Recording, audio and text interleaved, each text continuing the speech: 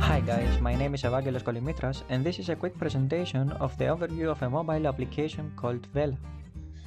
Vela is an application that helps people get informed about weather conditions for a specific place, read blog posts, connect with others, and more. Moving on and having the design thinking process as a guide, I've managed in a 5-month period to create a case study and figure out ways to help people through this application to facilitate their experience with apps of this kind. Initially, I needed a way to develop a deep understanding of the challenge, and to achieve this, I needed to empathize and put myself in the user's shoes to get a better feeling about their problem, circumstances, or situations that they would probably be in. Furthermore, I needed to find out how potential competitors behave in the current market and move accordingly with the choices and decisions I would generate after conducting a SWOT analysis. After conducting a SWOT analysis, some major opportunities as well as some weaknesses were observed, and this is where our application would target. Although in the threat section I wrote down only 2 competitors, I needed to take into consideration all the other existing ones, since being new in the market, the competition would not be limited in just 2 competitors. Those 2 were, let's say, the 2 big ones. To carry on with the process, I had to get an overview of what our users would need to fulfill their requirement. To do so, I needed a way to gather both qualitative as well as quantitative data. To gather those data, I actually implemented 2 different research methods, interviews and surveys. I had also to take into consideration that at this point of the process, important for me was the fact that I needed a big amount of data in order to have a bigger amount of pool of information to work with, and from that I would be able to narrow down the more qualitative ones. But of course, this did not limit me to conducting interviews and getting some more insights about how a user would react, feel or say with such an application. Although the size of the audience that I reached was not that big, the interviews insights were pretty interesting enough to help me narrow down some pain points. After being done with the user research and having enough information, I went on and created 3 personas: Maria, Orlando and Jake. Although the personas did not have the same demographic backgrounds and interests, there were some parts where their goals would perfectly align with the goals of each other, which were to figure out a way to get informed about different kind of weather conditions and of course stay alerted. Carrying on, I created journey maps and user flows.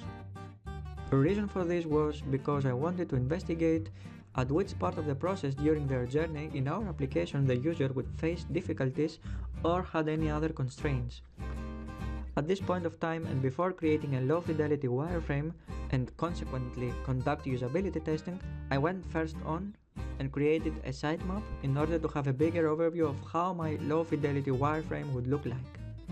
I was aware from the beginning of the process that the wireframes that I would create would not match perfectly the end result, but it would be a great starting point to give an initial structure to the application. After creating eligible enough wireframes to be tested with real participants, I started planning my usability testing by writing a script and a test plan. By doing so, I created a bigger picture of the whole process during this phase. After reaching in total 6 participants through a moderated remote testing, which was the only option I had due to my geographical location and of course the situation with the pandemic, COVID-19, I was able to observe their feelings, behaviors, points of frictions and generally figure out the experience they had using their wireframes. Moving on, I created a research analysis by implementing an affinity map and a rainbow spreadsheet which allowed me to record behavioral patterns presented by research participants. The way I used the spreadsheet was to look for patterns in my observations and compare them with the notes I took during the usability tests. For each participant, a color was assigned to create a differentiation between them. Here are some of the issues the participants had to deal with, labeled with the level of severity based on Jacobs-Nielsen's error severity ranking scale. After many iterations and testings, my application reached the mid-fidelity and finally the high-fidelity prototype.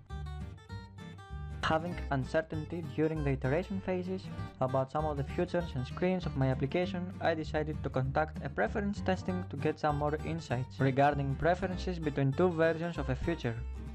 I decided to go on and test the onboarding logging and splash screen because those screens were the views of the application a user would most likely interact early in his journey, but of course that did not mean that other parts of the application would not be tested. After many iterations, many refinements and re-implementations, the application reached a highly interactive fidelity prototype with most of the features integrated in the system ready to be tested for acknowledgement. Here you can see the life cycle of the splash screen after 8 or so iterations. Continuing with a high fidelity interactive prototype, I've reached a point where I could finally have my own opinion about a specific view and how it should be structured in terms of usability and availability for the participants. As you may observe, the sign-up screen went more than 4 iterations and the changes were big enough to distinguish the difference between them. The reason why I chose to go with a swipeable sheet instead of a full screen page was that I wanted to give the user the feeling that he would not change context when interacting with our application, and that means that for every action that the user would take, the feel of the product of the application in general would stay the same. Last but not least, I went on and created a style guide in order to create harmony between different devices. Honestly, for me that was one of the most important steps of the whole process, since by doing so, it could facilitate the whole process from the designer's perspective as well as the development's one. To conclude, and my key takeaways from this study, as well as giving a message to the rest of the people that they try to get in the UX design world, is like, and of course this is my humble opinion, you can't have a full stack application without the designing part of it. And the designing part is what it brings the business logic and of course the business requirements and combines them with a feasible functional version of the application. So as for us as a company to get a valuable piece of digital or even non-digital product. It goes a bit long, but yes, designing is a crucial part of the whole process of a life cycle of the product, and the companies that are really serious about making valuable products in the market, I believe they should consider strengthening in terms of designing. That was my opinion, and this is altogether what I have to say about this case study, and of course these were my takeaways. Thank you very much and see ya. Ciao.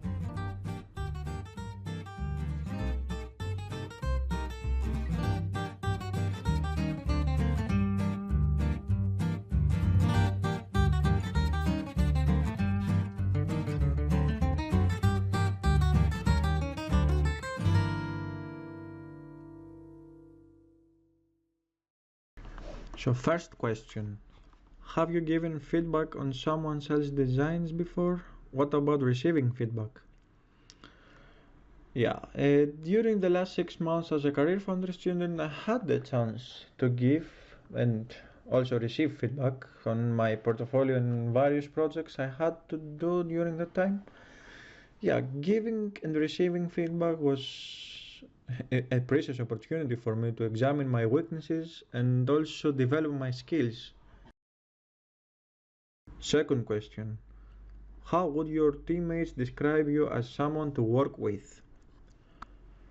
Yeah, since I haven't worked in a team before and this is gonna be my first professional job, I don't have any comments to say on this, but as far as I remember during the course, many of the people admitted that I was a hardworking person and kind of stubborn because considering the fact that my application changed structure every single week or so in regards to coloring, fonts, images, etc. I believe working on so many changes in a so small amount of time makes the job, yes, of course, makes the job for others a bit difficult to follow, but yes, iterations are iterations and they have to happen, and of course they need to be implemented in the right direction. And also those changes that I mentioned before did not always occur from people's feedback. Yeah, some of them they were changed due to my own critical thinking, and I believe in my own personal opinion I need to work a bit more with that, yeah, I guess. Third question, tell me about a difficult project or tell me about something going wrong and how you reacted. Oh yeah, I would not say that I had a difficult project as far as UX design concerns, but I had difficult tasks, to be honest, and one of them was to find people and recruit people in order to conduct the research and the user research. It was a bit difficult for me because of the location where I was locating in the southern part of Germany, and unfortunately here we don't have sea, so I had to improvise, and actually I went online and became part of various communities and surfing communities in order to find participants to conduct this research, but unfortunately almost all of them, they considered me as a spammer for some reason, because the way I approached them was not so, it was too direct, I believe. Well, I explained them I was a student, I was conducting a user research, but I believe only one of them responded positively, if I'm not mistaken.